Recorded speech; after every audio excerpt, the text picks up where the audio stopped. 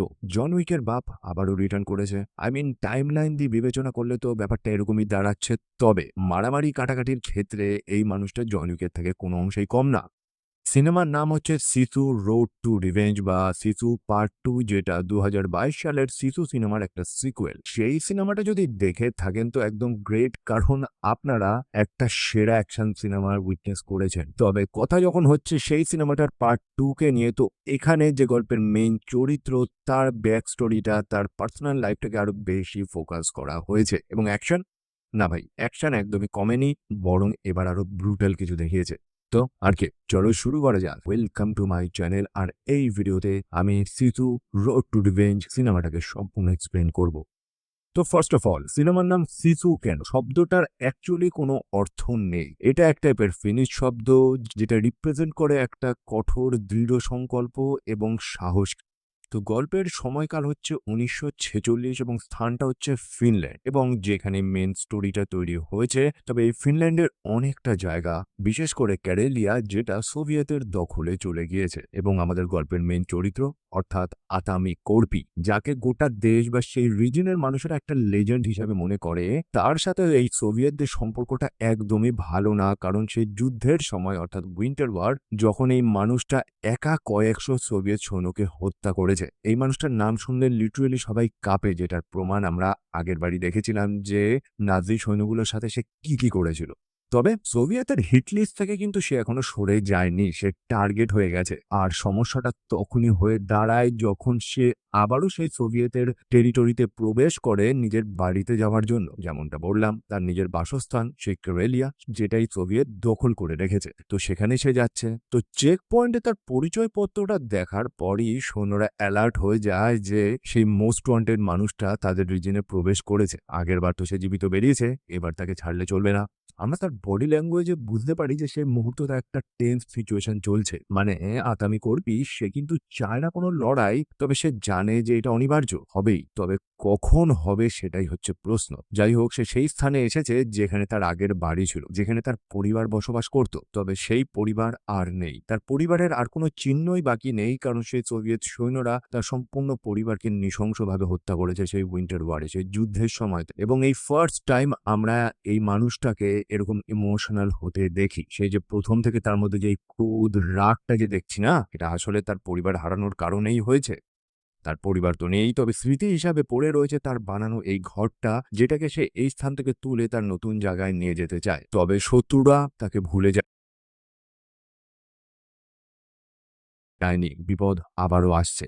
কারণ সাইবেরিয়ার সে জেলখানায় বন্দী এক সোভিয়েত জেনারেল, যে আতামি কোর্পিকে বহু বছর ধরে খুঁজছে, কারণ সেই তো বহু সোভিয়েত সৈন্যদের নৃশংসভাবে হত্যা করেছিল। সেই অফিসারটার নাম হচ্ছে ইয়াগর ড্রাগনভ, যাকে আর একটা সুযোগ দেওয়া হয়েছে। আতামি কোর্পিকে সোভিয়েতরা আবারও দেখতে পেয়েছে এবং তাকে হত্যা করার মিশন দেওয়া হয়েছে তাকে। সে যদি এটা করতে পারে তবেই সে মুক্তি পাবে, অর্থাৎ জেলখানা থেকে বেরোতে পারবে। এখন এই মানুষটাকে কেন জেলখানায় বন্দি করেছে তার এক্স্যাক্ট রিজন তো দেওয়া হয়নি, তবে তার সিনিয়রদের সাথে কথোপকথনে এইটুকুনি তো বোঝা গিয়েছে যে এই মানুষটা, অর্থাৎ এই অফিসার বা আর্মি জেনারেল যেই হোক, সে তার নিজের ইউনিটকে বাঁচাতে বা রক্ষা করতে ব্যর্থ হয়েছে। আতামি কোর্পি যেভাবে বহু সৈন্যদের হত্যা করেছে, সেটাতে এই অফিসার অবশ্যই ব্যর্থ প্রমাণিত হয়েছে। সেটারই শাস্তি হয়তো সে ভোগ করছে। তাই অবশ্যই তার মনে একটা রাগ তো রয়েছে, যেটার বদলা সেও নেবে এখন।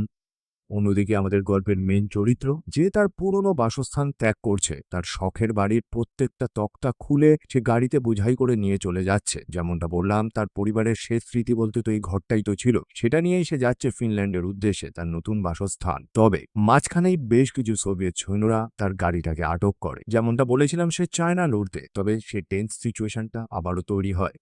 ইয়াগর ড্রাগনভ সে সেই স্থানে উপস্থিত ছিল, এবং এবার সে আর কোর্পিকে ছাড়বে না। ইভেন সেও কিন্তু কোর্পিকে লেজেন্ড বলেই ডাকে, যেমনটা এই গোটা দেশের মানুষ তাকে চেনে। যাই হোক, গাড়িতে বসে আতামি কোর্পি লক্ষ্য করতে পারে একজন সৈন্য সেখানে মোলোটভ রেডি করছে, অর্থাৎ তার উপরে আক্রমণের চেষ্টা হচ্ছে। তাই অবশেষে সে লড়াই করতে বাধ্য হয়। প্রথমেই দুটো সৈন্যকে বড় ভয়ঙ্করভাবে সে হত্যা করে।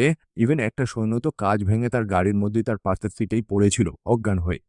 অন্যদিকে ড্রাগনভ সে এখনো আক্রমণ করেনি, সে জাস্ট পিছু করছে, সে জাস্ট দেখছে যে এই লেজেন্ড কি করতে পারে। তারপর চলতে চলতে একটা পরিত্যক্ত চার্চের সামনে আতামি কর্পি আমাদের সিসু সে দাঁড়িয়ে যায়। তার পাশে যে সৈন্যটা ছিল যে জেগে গিয়েছে তাকে আগে বলে পালাতে এবং পিছনে থাকা সোভিয়েত সৈন্যগুলো ভুলবশত তাদের নিজেদেরই সঙ্গীকে গুলি মারে। আতামি কর্পি তারপর বেরিয়ে আসে, লুকিয়ে লুকিয়ে সেখানে উপস্থিত প্রত্যেকটা সৈন্যকে হত্যা করে দেয়। ড্রাগনভ তখনও গাড়ির মধ্যে ছিল এবং তার পাশে বসে থাকা সৈন্যটা সেও লড়াই করার জন্য প্রস্তুত, তবে ড্রাগনভ তাকে চুপচাপ স্টিল বসে থাকতে বলে, যেটা সে শোনে না, সেটারই দাম তাকে চোকাতে হয়। অর্থাৎ ড্রাগনভ জানে যে আটামি কর্পি কি করতে পারে।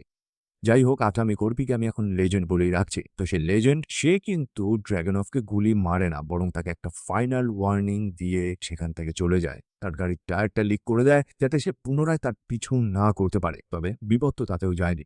একটা কমপ্লিট মোটর স্কোয়াড তারপর সে লেজেন্ডের পিছু করে। বাইকে চেপে সেই সৈন্যগুলো একদম কমপ্লিট আর্মার স্যুট পরে এসেছে, মানে একদম ফুল প্রোটেকশন নিয়ে এসেছে। পাবজির লেভেল 3 হেলমেট, তাই সরাসরি রিভলভার দিয়ে মাথায় গুলি মারলেও তাদের কিছু হচ্ছে না। এই লড়াইয়ের দরুন একজন শর্ট গান দিয়ে সরাসরি আমাদের লেজেন্ডকে গুলি মারার চেষ্টা করে, তবে সামহাউ সে সার্ভাইভ করে যায় এবং সেই স্কোয়াডের প্রত্যেকটা সৈন্যকে বড় নৃশংসভাবে হত্যা করে, মানে লিটারেলি ব্রুটাল ওয়েতে হত্যা করে তাদের। অন্যদিকে ড্রাগনভ সে লড়ছে না, সে জাস্ট মজা দেখছে, গাড়ি করে তার পিছু করেই যাচ্ছে। সেই কারণে তাকে থামানোর জন্য একটা মৃত সৈন্যর পকেটে থাকা গ্রেনেডগুলোকে ট্রিগার করে সে ড্রাগনভের গাড়িতে ছুড়ে মারে তাকে। যদিও ড্রাগনভ স্মার্ট ছিল, সময় মতন তার সিটটা চেঞ্জ করে নেয় এবং সেই বিস্ফোরণে সে তো বেঁচে যায়, তবে তার গাড়িটা অকেজো হয়ে যায়। অন্যদিকে আমাদের লেজেন্ড সেও একটা জায়গায় গিয়ে থেমেছে, গাড়িটাকে রিফিউল করছে এবং সে হালকা আহতও হয়েছে। তার গালে একটা ক্ষতচিহ্ন দেখতে পারে, যদিও সেটা জাস্ট ক্ষত না, বরং ফুটো হয়ে গেছে। তার মুখ থেকে একটা শটগানের গুলিও আমরা দেখতে পারি, অর্থাৎ একটা দানা তার গাল ফুটো করে মুখের মধ্যে ঢুকে গেছে, তবে তার ভেতরে কোনো রিয়াকশন নেই। এটাতে অবাক হওয়ার তো কিছু নেই, কারণ প্রথম পার্টটা দেখে থাকলে এই মানুষটার সার্টিফিকেট বায়োডাটা আপনারা পেয়ে গেছেন, কারণ এই মানুষটাকে ফাঁসিতে ঝুলিয়ে রাখা হয়েছিল, সেটাকেও সে সার্ভাইভ করেছে। তাকে লেজেন্ড এই কারণেই মনে করা হয় কারণ অনেকে ভাবে যে এই মানুষটার কোনো মৃত্যু নেই। এই তো সেই মোটর স্কোয়াড তো গেছে, এবার স্বয়ং প্লেন চলে এসেছে এই মানুষটাকে হত্যা করবে বলে। মানে লিটারেলি এই মানুষটাকে হত্যা করার জন্য সেই সব পন্থাগুলো নেওয়া হচ্ছে যেমনটা আমরা জিটিএ গেমে করে থাকি। প্রথমেই দুটো ফাইটার প্লেন চরম জ্বালাতন করা শুরু করে। এখন সে বাঁচবেই বা কিভাবে? সৌভাগ্যবশত সামনেই একটা জঙ্গল ছিল যেখানে সে ঢুকে পড়ে। এখন সেই জঙ্গলের সরু রাস্তা, যেখান থেকে আমাদের লেজেন্ডের গাড়িটাকে ফলো করা খুবই মুশকিল, তবে একটা প্লেন চালাকি করে কাত হয়ে সেই সরু জঙ্গলের মধ্যে প্রবেশ করার চেষ্টা করে, আর সেই মুহূর্তে লেজেন্ড তার গাড়িতে ব্রেক মেরে দেয়, যার কারণে প্লেনটা সরাসরি তার গাড়িতে এসে ধাক্কা মারে। বাগেই থাকে আর একটা প্লেন, যার গুলি শেষ হয়ে যাওয়াতে পাইলট সেটাকে সরাসরি কামাকাজি প্লেন হিসাবে ইউজ করার চেষ্টা করে। তবে আমাদের লেজেন্ড স্মার্টলি তার ট্রাকের সেই তক্তাগুলোকে র্যাম্পের মতন বানিয়ে দেয়, যার ফলে প্লেনটা সরাসরি সেই ট্রাকের সাথে ইম্প্যাক্ট করতে পারে না। মানে বুঝতেই পারছেন আমাদের ওয়াইল্ড ফ্যান্টাসিস গুলো এই লেজেন্ড সত্যিতে পরিণত করছে। যদিও এই দুটো প্লেন থেকে সে সার্ভাইভ করলেও আর একটা তৃতীয় প্লেন আসে, যে উপর থেকে একগুচ্ছ বোমা ফেলতে থাকে, যার কারণে লেজেন্ড তার ট্রাকটা নিয়ে পাশের সমুদ্রে পড়ে যায়। এখন তার জীবন যায় তো যাক, তবে সেই ট্রাকের মধ্যে থাকা সেই কাঠগুলো, সেই তক্তাগুলো, সেগুলো হারালে চলবে না। সেটাকে সে তার নিজের জীবনের থেকেও বেশি ভালোবাসে। আফটার অল তার পরিবারের এই একটা স্মৃতি তো বেঁচে আছে, যেটা নিয়ে সে জীবিত থাকবে। অন্যদিকে ইয়াগার ড্রাগনভ সে তো পিছু ছাড়েনি, ডুবুরি পাঠিয়েছে সে। অবশ্যই তার ট্রাকটা তো খুঁজে পেয়েছে, তবে সেই কাঠগুলো এবং স্বয়ং লেজেন্ডকে পায়নি তারা। সে 100% শিওর যে সেই মানুষটা জীবিত রয়েছে। অন্যদিকে আমাদের লেজেন্ড সাঁতরে সাঁতরে সমুদ্রের তীরে ফিরে আসে, সে কাঠগুলোকে ভেলার মতন সে ইউজ করেছে। এখন যাত্রা করার জন্য একটা গাড়ি তো লাগবে এবং সেই স্থানে একটা পরিত্যক্ত কামান ছিল, সেটাকেই সে গাড়ির মতন ইউজ করে। সেখানে বেশ কিছু এক্সপ্লোসিভ ছিল, সেগুলো সে গ্যাদার করে নিয়ে চলেছে সেই বর্ডারের উদ্দেশ্যে, অর্থাৎ সেই চেক পয়েন্ট। এবং এই চেক পয়েন্টটা ক্রস করতে পারলেই সে স্বাধীন, তার উপরে আর কেউ আক্রমণ করতে পারবে না। তবে সৈন্যরা তো সেখানে একদম প্রস্তুত। এখন সামনে যে লেভেলের ব্যারিকেড রয়েছে, তাই অবশ্যই আমাদের লেজেন্ড কামান নিয়ে তো সেটাকে ক্রস করতে পারবে না। সেই কারণে তার কাছে থাকা সেই এক্সপ্লোসিভ গুলোকে সে বুস্টারের মতন ইউজ করে, যেটার চাপে সে ট্যাঙ্কটা জাম্প করে সেই ব্যারিকেডটা তো ক্রস করে দেয়। তবে সেই ট্যাঙ্কটা এতটা ড্যামেজ হয় যে সেটা আর চলার মতন অবস্থায় নেই। অন্যদিকে লেজেন্ড সেও তো ভেতরেই ছিল, সেও চরম ঘায়েল হয়েছে এবং আমরা লক্ষ্য করতে পারি যে তার কাছে একটা ছুরি রয়েছে, যেটা নিয়ে সে কি করার চেষ্টা করছে সেটা তো জানি না। তবে সে চরম ঘায়েল এবং সে ট্যাঙ্ক থেকে বাইরে বেরিয়ে আসে। বাইরে তো সব সোভিয়েত সৈন্যরা, ইভেন ড্রাগনফ তার জন্য অপেক্ষা করছে। তার কাছে বন্দুক, সে লেজেন্ডকে গুলি মেরে এখানেই গল্প তার ইতি করে দিতে চায়। তবে সেই মুহূর্তে সব হাই র্যাঙ্কিং অফিসিয়ালসরা সেখানে চলে আসে, যারা জানায় যে এই মানুষটাকে তারা জীবিত নিয়ে যাবে, তাই ড্রাগনফ আর তাকে মারতে পারে না। তারপর আমাদের লেজেন্ডকে এক ট্রেনে চাপিয়ে নিয়ে যাওয়া হচ্ছে সাইবেরিয়ার উদ্দেশ্যে। সেই ট্রেনেই তার উপর চরম টর্চার চলছে। একটা গরম তার যেটা জ্বলজ্বল করছে, সেটা দিয়ে তার পিঠে চাবুকের মতন বাড়ি দেওয়া হচ্ছে। যে লেভেলের টর্চার লিটারেলি কোনো সাধারণ মানুষের উপর হলে সে জীবিত তো থাকতো না, তবে তার উপর অমানবিক টর্চার করা হচ্ছে। এখন শারীরিক যন্ত্রণা তো সে সহ্য করে নিলেও যে মানসিক যন্ত্রণা, সেটা সহ্য করাটা খুবই কঠিন। ড্রাগনফ জানায় যে এই লেজেন্ডের পরিবারের সাথে সে কি করেছে। যেমনটা জানি যে তার সম্পূর্ণ পরিবার মারা গিয়েছে এবং তার পরিবারকে ড্রাগনফ কিভাবে হত্যা করেছে সেই গল্পটাই জানায়। কর্পির ছেলে, সে নাকি খুবই সাহসী, সে অলমোস্ট ড্রাগনফকে হত্যা করেই দিত, কিন্তু সে সেটা পারেনি। ড্রাগনফ জানায় যে সে তার জীবনে কয়েক হাজার মানুষকে নৃশংসভাবে হত্যা করেছে, তবে তার পরিবারের গল্পটাই সে মনে রেখেছে, কারণ তাদের মধ্যে যেন জীবনটা অনেক বেশি ছিল, অনেক বেশি সাহস ছিল তাদের মধ্যে। তবে তাদের শেষ পরিণতি কি হয়েছে সেটা তো আমরা জানি। ড্রাগনফ জানায় যে তার পরিবারকে নাকি তারা শোভেল দিয়ে টুকরো টুকরো করে দিয়েছে, অর্থাৎ যে কারণেই আমাদের লেজেন্ড একটা লেজেন্ডে পরিণত হয়েছে, অর্থাৎ একটা মানুষ থেকে একটা জানোয়ারে পরিণত হয়েছে, সেই আগুনেই পেট্রোল ঢালার কাজ করছে এই ড্রাগনফ। যাই হোক, ড্রাগনফ তো তারপর চলে যায়। তাকে নিয়ে যাওয়া হবে সাইবেরিয়াতে, সেখানে গিয়ে আবারও তার উপর টর্চার হবে। তবে লেজেন্ডকে এরা এখনো চিনে উঠতে পারেনি যে এ কি করতে পারে। যে মানুষটা ব্যথা যন্ত্রণা পায় না, তার উপর টর্চার করা, হাত পা বেঁধে রাখার তো কোনো মানেই নেই। প্রথমে সে নিজের বাঁধনটা খুলে এবং তারপরে তার পায়ের মধ্যে থেকে, চামড়ার মধ্যে থেকে সে ছুরিটা বার করে। মনে আছে সে ট্যাঙ্কের মধ্যে সে একটা ছুরি নিয়ে কিছু একটা করার চেষ্টা করছিল, আসলে সে সেই ছুরিটাকে নিজের স্কিনের মধ্যে লুকিয়েছে। সেই ছুরিটাই সে বার করে। অন্যদিকে বাইরে ছিল দুজন গার্ড, সে আওয়াজ পেয়ে দেখার চেষ্টা করে যে কি হয়েছে, আর কি তাদের সাথে কি হয় সেটা নয় আমি নাই বললাম। অন্যদিকে ইয়গর ড্রাগন, সে তো তার কাজ করে দিয়েছে, এখন সে চায় মুক্তি এবং টাকা পয়সা। তবে তার সিনিয়র, তার বস তাকে এখনো আটকে রেখেছে, তাকে তার টাকাটা দিচ্ছে না, যার কারণে এই ড্রাগনভ একটু ক্ষেপে রয়েছে। তার মুখটা দেখে তো এমনই মনে হচ্ছে। অন্যদিকে লেজেন্ড, সে একটার পর একটা সৈন্যদের সেই কোয়ার্টারগুলোকে ক্রস করে আসছে। কোনো আওয়াজ করা যাবে না, কারণ লোক জেগে গেলেই সমস্যা আরো বাড়বে। তবে কতক্ষণ? ট্রেনটা তো বেশ লম্বা, কতগুলো মানুষের চোখে ধুলো দিয়ে সে বেরোবে? ফাইনালি কেউ না কেউ তো তাকে দেখে নেবেই। তার হাতে ছিল একটা পিকেক্স, আসলে একটা সৈন্য ঘুম থেকে উঠে গেছিল এবং তাকে দেখে নিয়েছিল বলে সে সেই পিকেক্সটা ছুঁড়ে মেরে তাকে হত্যা করে। অন্যদিকে আর একটা সৈন্য, যার ঘুমটাও ভেঙে যায় বলে আমাদের লেজেন্ড তাকে পুনরায় আবার ঘুম পাড়িয়ে দেয়।